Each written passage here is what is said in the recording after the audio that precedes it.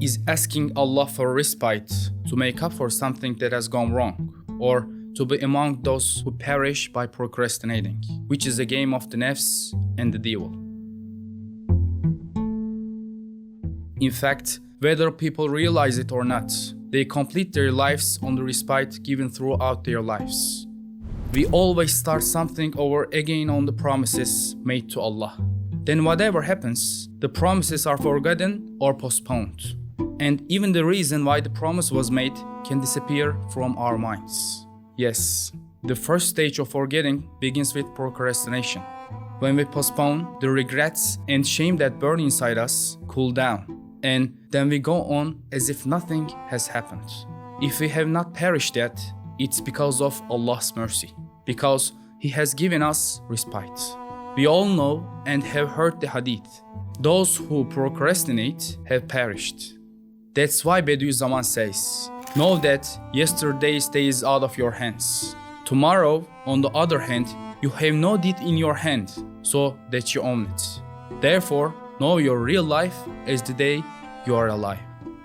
Procrastination, one of the diseases of modern human beings, has become an important problem for the believer who is struggling with the nafs. Thus, a simple task becomes a heavy problem that becomes harder and harder to get rid of day by day. Just as Mevlana tells us in his Mesnavi. A man planted thorns by the roadside. When these thorns, which seemed harmless at first, started to disturb passers-by, complaints increased. But the man ignored these complaints. Then a wise man came and told the man to remove the thorns. The man said, "One day I will remove them. If not today, then tomorrow. One day I will definitely remove those thorns." Then the wise man said to the man, "You are always postponing this work by saying tomorrow. But know that as the days go by, those thorns grow bigger and stronger, while you are weakening. The thorns grow young, but you are getting old." This is what our repentance is like. The sins we insist on committing are like the thorns of that man. And unless we hold tightly to the rope of repentance, sin will settle in our lives with more insistent strength. We always postpone things, and sadly, we don't realize that what we are postponing is our own lives. How many parents postpone their children's religious education until next summer? How many young women postpone their hijab until after school? How many of our brothers and sisters postpone starting to pray until another time? There is no point in acting like an ostrich. You know the example of the ostrich. It sees the hunter and cannot fly. So it puts its head in the sand. When it does not see the hunter, it thinks that the hunter does not see it either. But it falls prey to the hunter with its whole body. This is how we behave towards death, which will hunt us at any moment. We close our eyes against the respite given and continue life by burying our heads in the sand of worldly affairs, in the sand of many worldly sins, such as school, work, livelihood, worries about the future. We postpone and forget over time. What do we do if the world whispers in our ear that time is up and says, "Come on, out," at a moment when we forget? If we go to perish with the depth of the duties of servitude that we have postponed, and with the burden of sins that we have not repented of. The nafs deceives mankind at this point just as it deceives itself. But it does not know that Allah does not neglect, He postpones. One of the names of Allah is As-Sabur. Allah is patient and gives respite to His servants, but mankind is impatient. Especially if he is right and victimized, he wants fate to be manifested immediately against an injustice done. He wants his rights to be taken and his victimization to be resolved.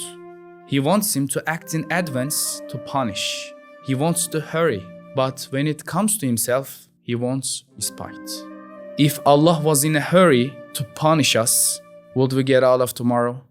If you're still breathing, where you have given up even on yourself, it's because of Allah's mercy, because He warned you that you still have a chance. Allah gives many opportunities to mankind because He knows that human beings are forgetful, that they will not keep their promises. His knowing is because He is Al-Alim, and our forgetting is because we are ignorant. For example, when November comes, shopping opportunities are constantly coming our way, with Black Friday days everywhere. When the products and items we need are on sale, we add them to our cart immediately. We wait in long shopping lines to buy that product. We try to take advantage of that opportunity. Allah has so many such bonus days, so to speak. The fact that the night of Qadr is better than 1,000 months reminds you that in one night you will earn the reward of 83 years of your life spent in worship. The blessed 3 months come, always full of opportunities. The blessed nights, where you will get your ticket to salvation, are presented to you as good news. But we postpone them as if our life is eternal. Thrones of death can wake us up when we least expect it. And what do we do if they say, you missed your last chance? Just as when a person postpones his goals and objectives, his interest in them diminishes and loses importance in his mind.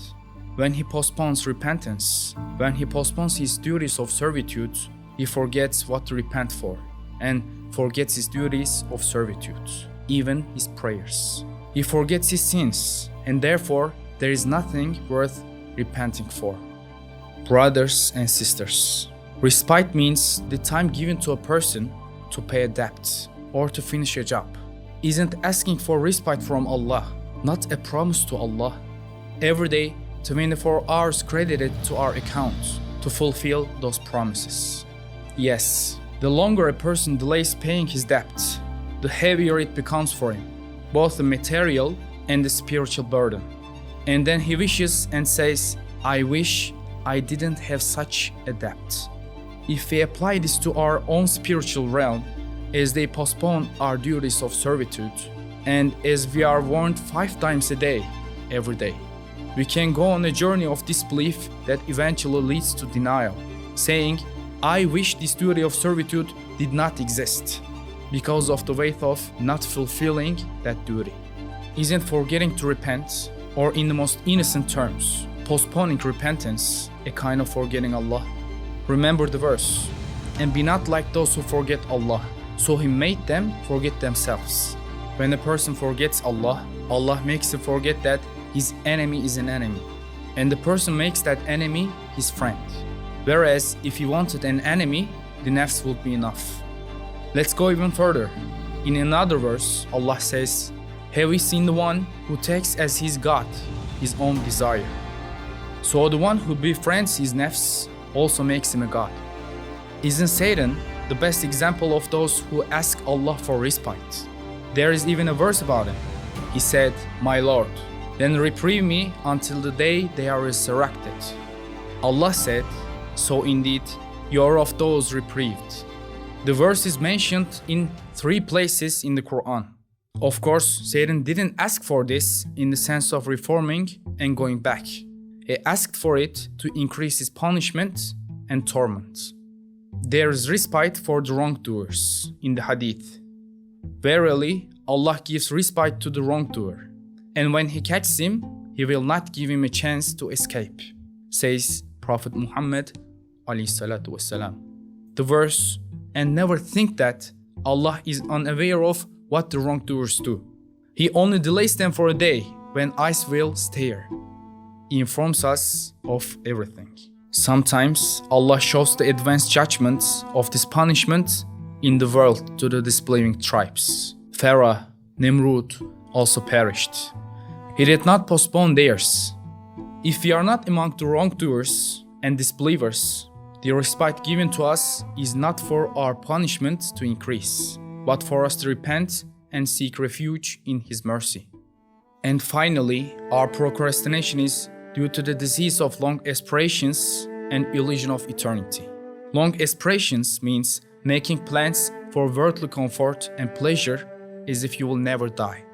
Illusion of eternity means the disease of thinking that you will stay in this world forever. The only way out of these two situations is to contemplate death. It's possible to believe and accept without a doubt that one day you will die. And the reason for these postponements, perhaps the most dreadful of all, is that we do not fully believe in the hereafter, in the day of judgment. Just as we have no doubt that tomorrow will come, we should have no doubt that the day of judgment will come one day. We should always see death as our companion and prepare accordingly. There is no point in being careless because the world does not stop.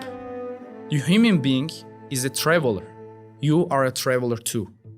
Otherwise, Allah forbid, there is a possibility that we may come across the verse.